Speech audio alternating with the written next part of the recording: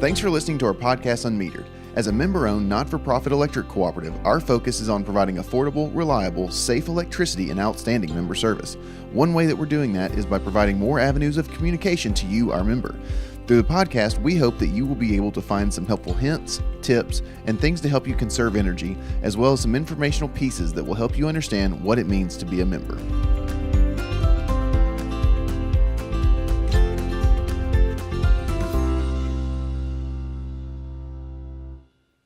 Thanks for listening in to another episode of unMetered. We're extremely excited to have everyone here today. We've got a great show planned.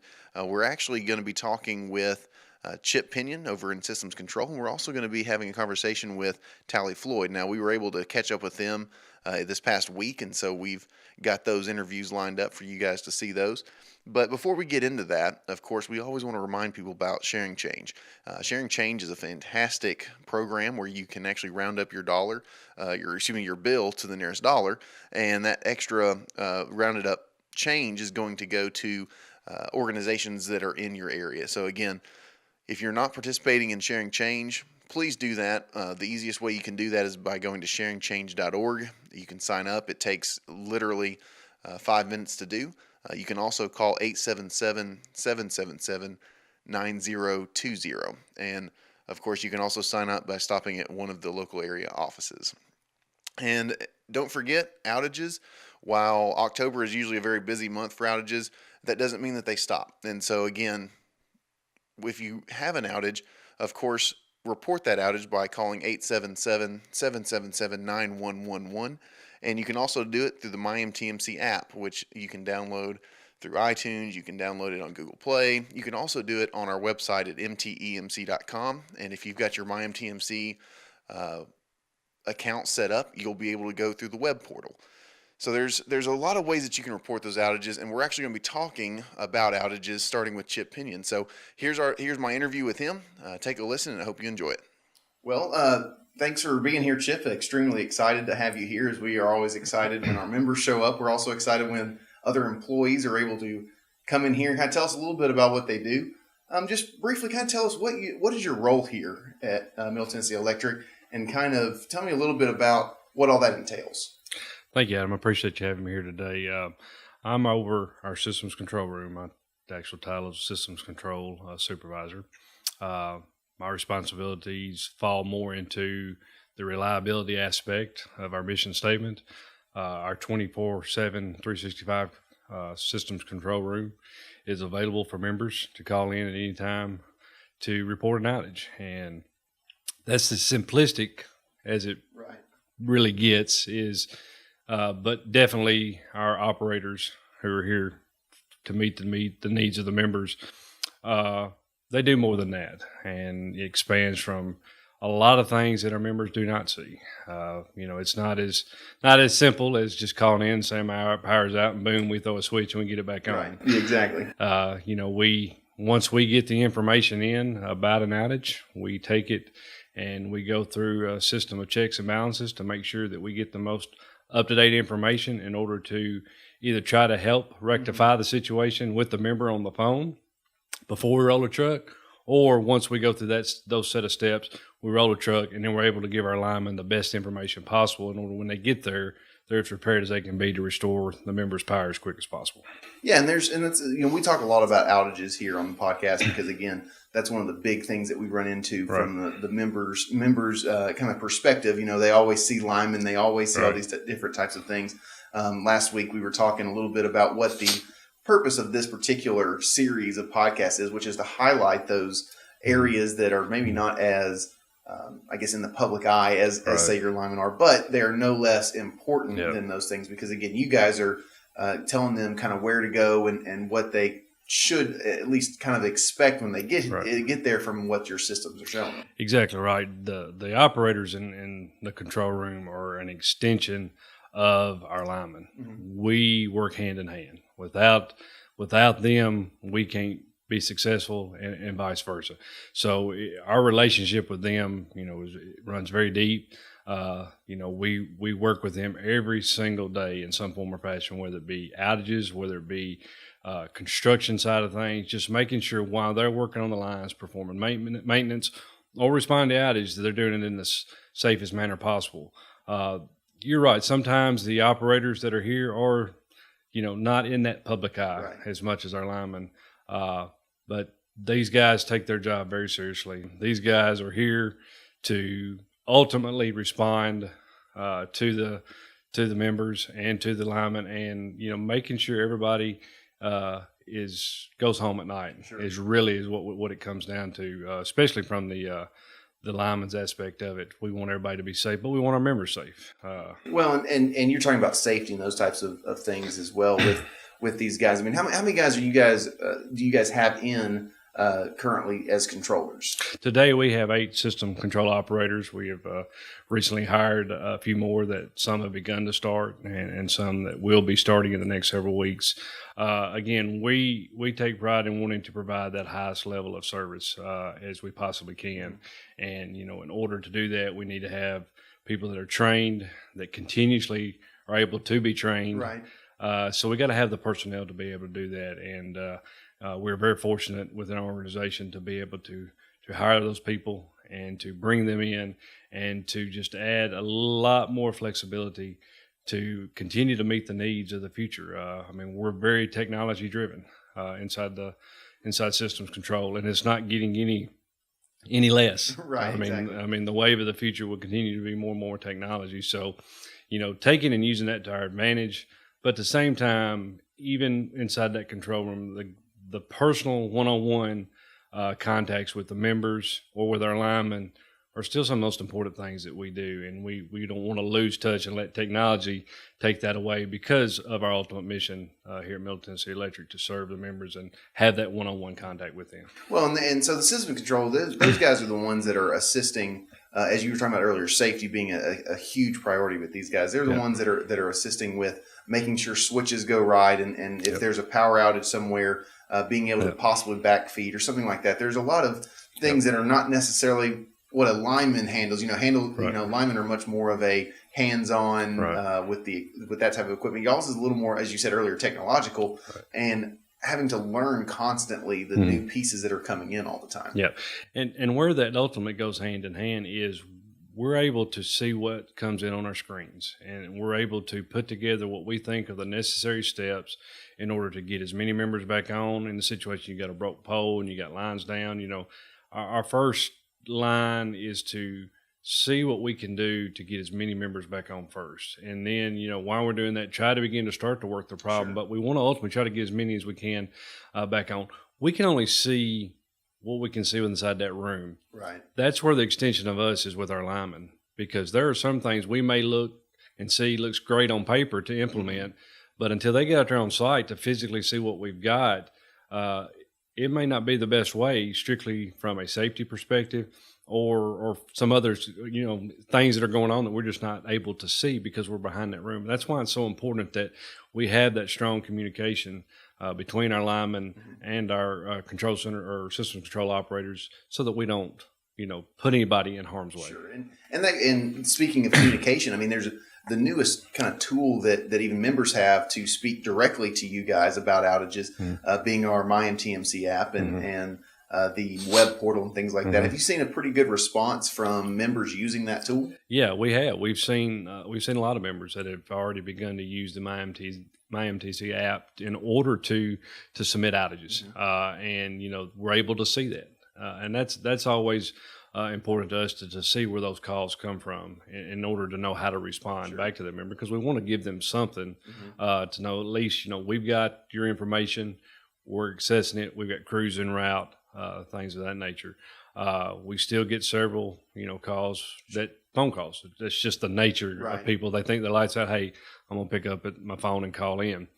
Another great tool that we have today, is, and I know you talked about it before, is our AMI system. It has proved huge benefits from an outage restoration perspective. We have so much more information at our fingertips in order to diagnose problems and diagnose issues, in order to, speed up the presence of our crews on site, knowing what they're dealing with, and ultimately get the members' lights back on. Well, and even with the AMI, of course, there is a level of response time, and that's something that Of course, we're always looking for ways to improve upon, but Exactly. sometimes, as you said earlier, until a lineman or someone gets out there and looks at it to actually says this is the exact problem, the AMI data that comes in is very useful to say, okay, we think that it's this, but until they get out there and say, okay, well, in reality, there's another piece on top of that, and so that's where, again, as the technology continues to improve, it's going to help you guys do your jobs. It's going to help the linemen do their jobs, and just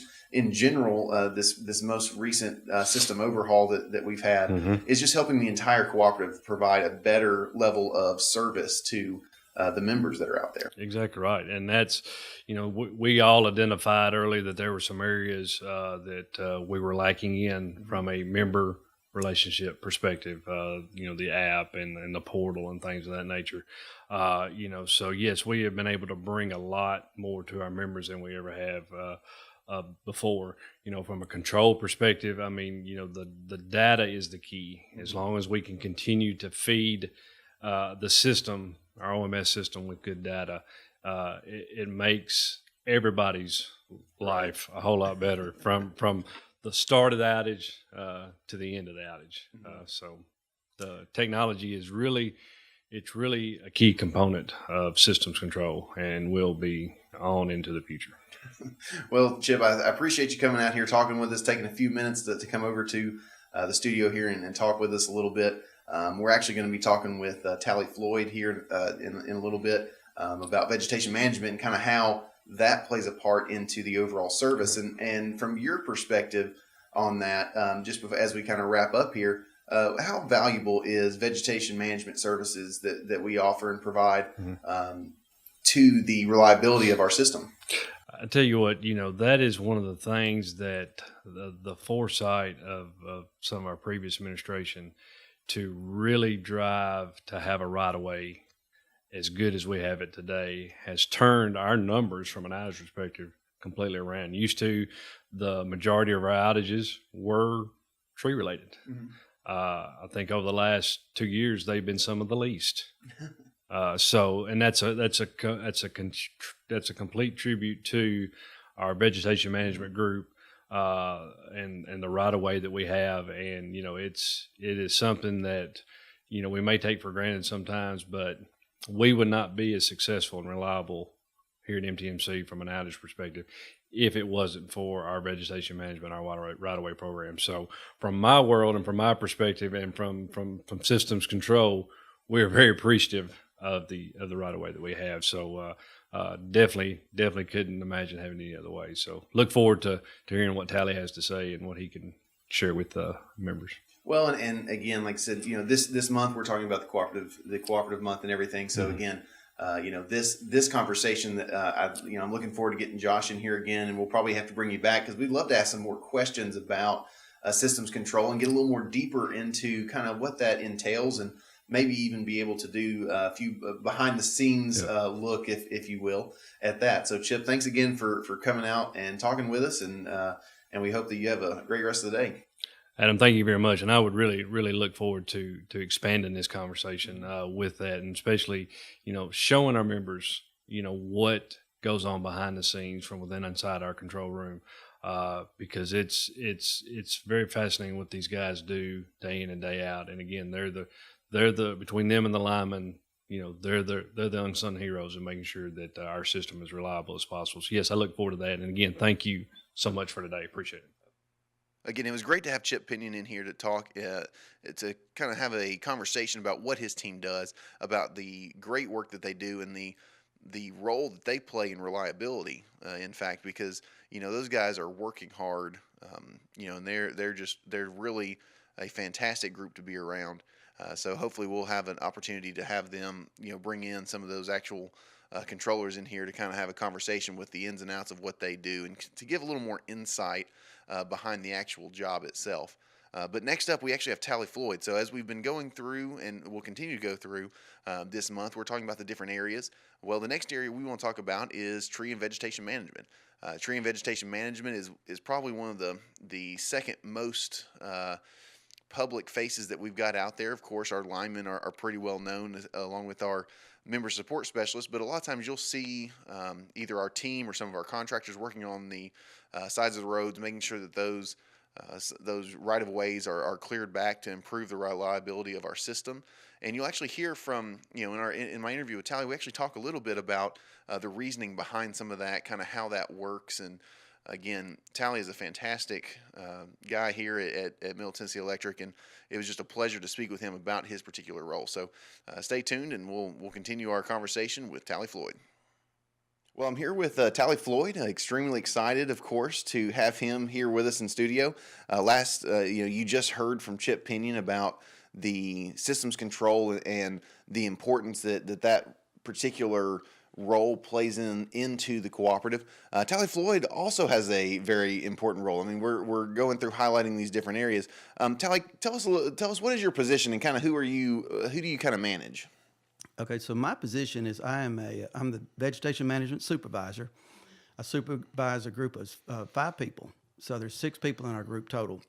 And we have a lady who is in the office who handles all of our calls, all of our members who need to call in about right-of-way concerns. Sure. They'll call in, and she'll take that information and pass it off to, if she can't address that problem on the phone, she'll pass it off to one of the supervisors in the field. We have 1 supervisor per county. Okay. And so each one of those gentlemen handle all the issues related to right-of-way in each county.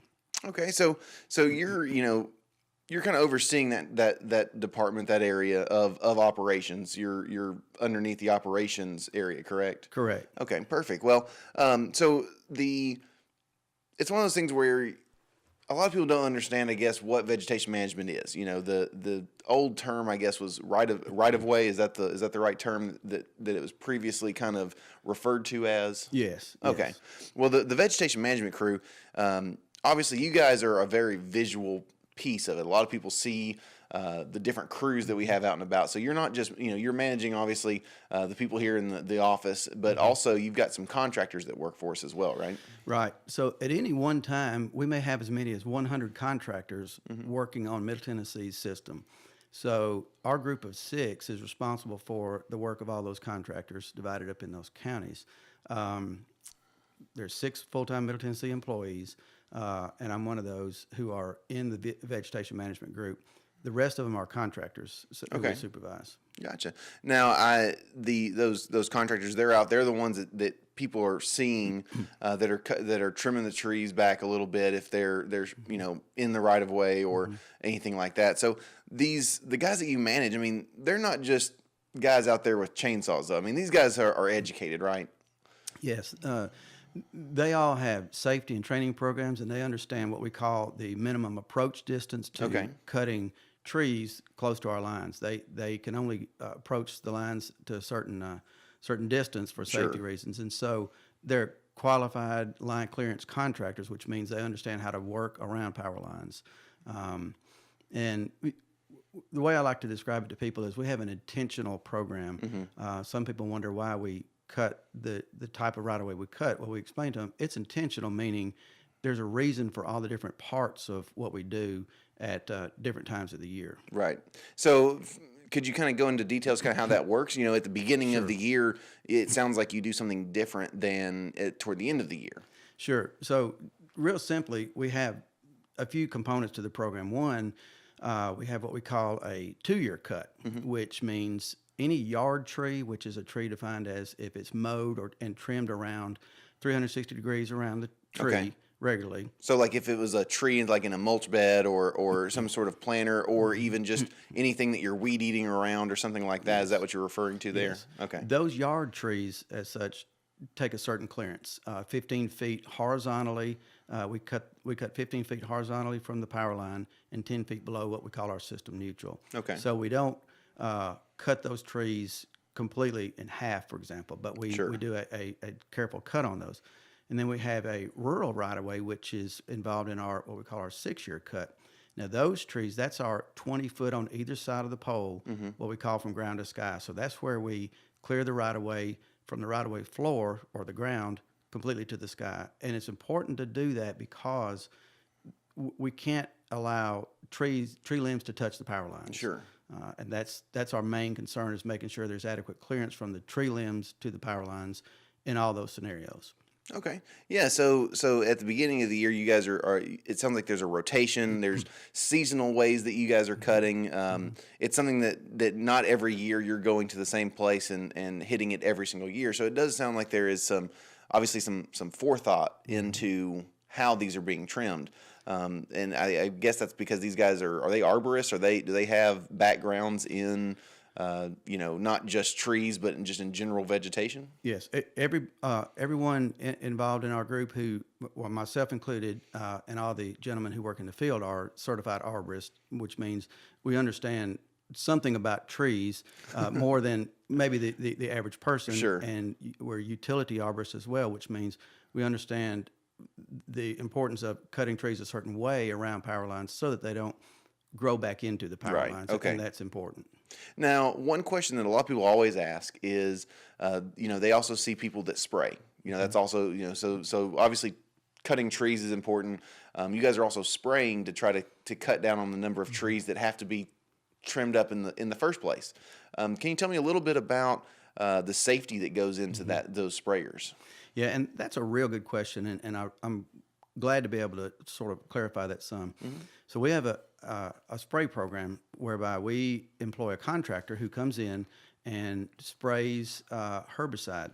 And what this does is they target only what we call woody stem vegetation. In other words, if you look at a right-of-way and there's just a random 6, 7, 8 foot tall sapling growing up into the right-of-way, those would be the trees that we would spray. Okay. Because those are the ones that are going to eventually grow up into the lines. And contrary to what people might think, we don't kill all the vegetation in the right of way. We Sure. want grasses, wildflowers, and such to grow. So we like for the right of way to be waist high with grasses and wildflowers and such, because that keeps trees from growing up into our right of way. So that's Okay. a good thing. Well, that's interesting. So you're spraying intentionally is one. You guys are using like the backpack sprayers. I think is going on.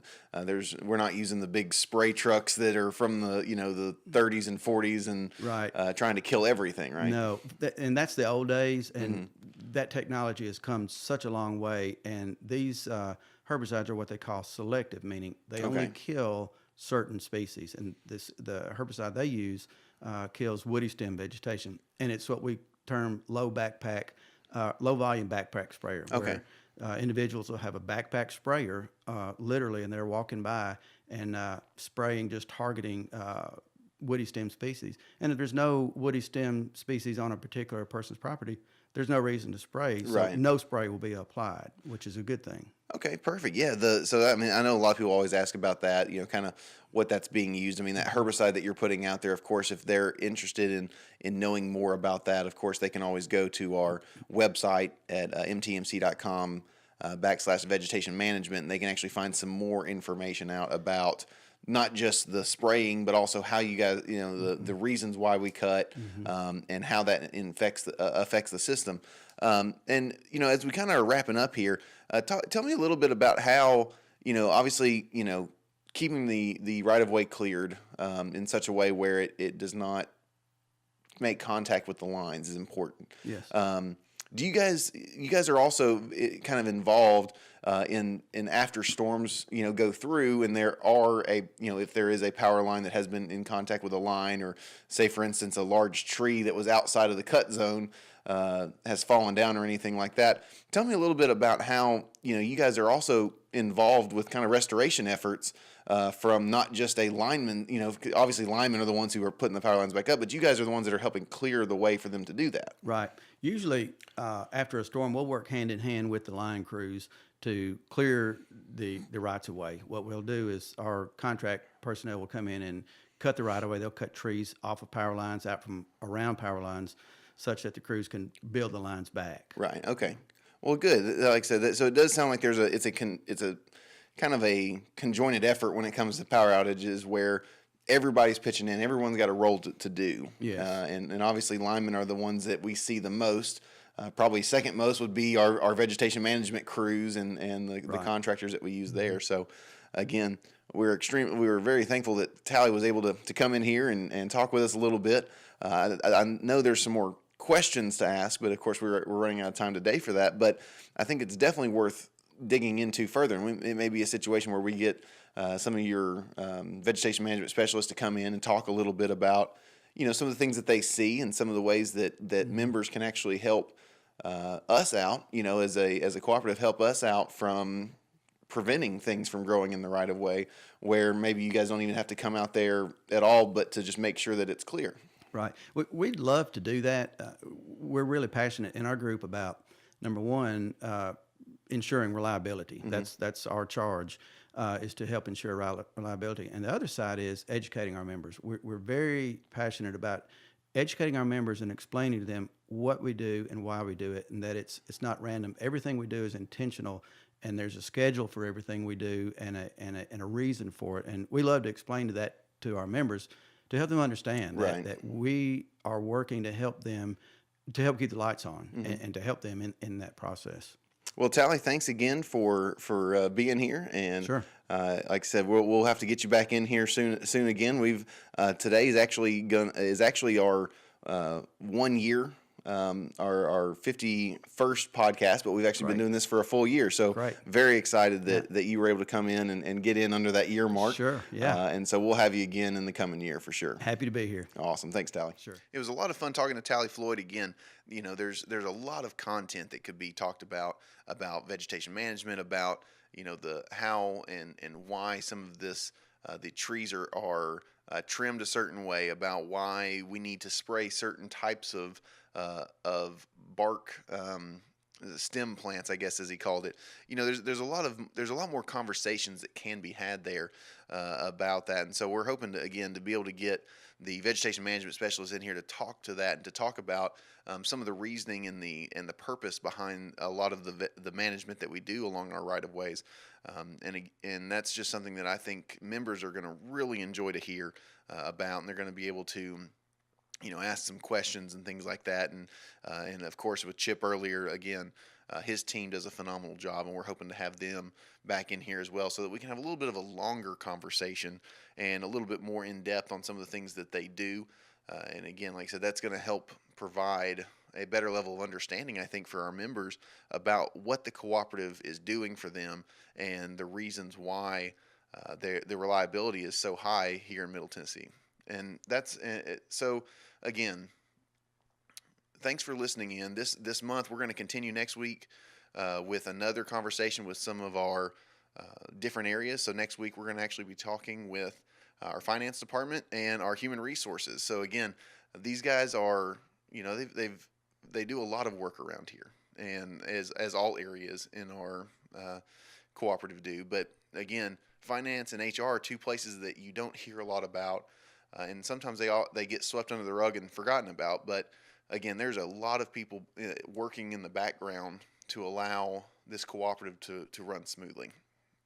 So thanks for listening in. Again, if you've not enrolled in Sharing Change, be sure to do that. If you've got an outage, you can report that through the app or at 877-777-9111. And of course, if you've got any questions or concerns, you can always call one of our member support specialists at 877-777-9020. Whether that's a bill concern or just any type of question, you can always call in and you can ask them. They'll be able to help you find the answer that you're looking for. So please be checking our social media sites as we will be rolling out a new contest starting next week, the pumpkin carving contest, and we are also wanting to remind everybody about the Who Powers You contest, which again, all that information you can find on our Facebook or Twitter or Instagram. There's a few different ways that you can get a hold of that. Thanks again for listening, and we look forward to seeing you next week.